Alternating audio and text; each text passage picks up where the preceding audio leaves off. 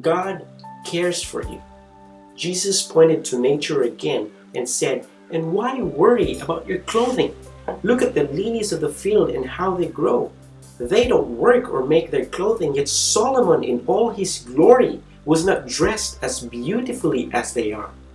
And then he took out the spiritual curtain to reveal the generous God behind creation and said, "And if God cares so wonderfully for wildflowers that are here today and thrown into the fire tomorrow, He will certainly care for you. Why do you have so little faith?" Are you worried? Jesus is telling you now, God cares for you.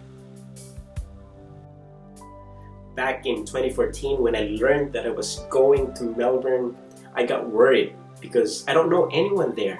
I have no family there. At least I know that the capital of Australia is not Sydney. That's the only thing I know.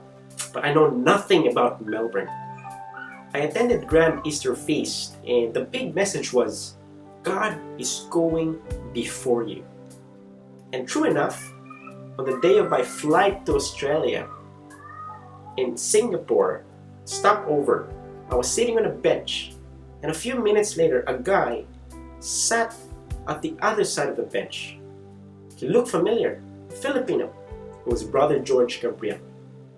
We had a conversation. He introduced me to Brother Raul Tanalgo, back then the builder of Feast in Melbourne. And then when I arrived in Melbourne, we touched base with Brother Raul. I attended the feast.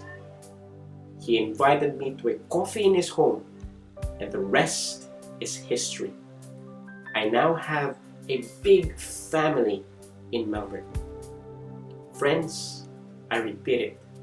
If you're worried, include God in the picture.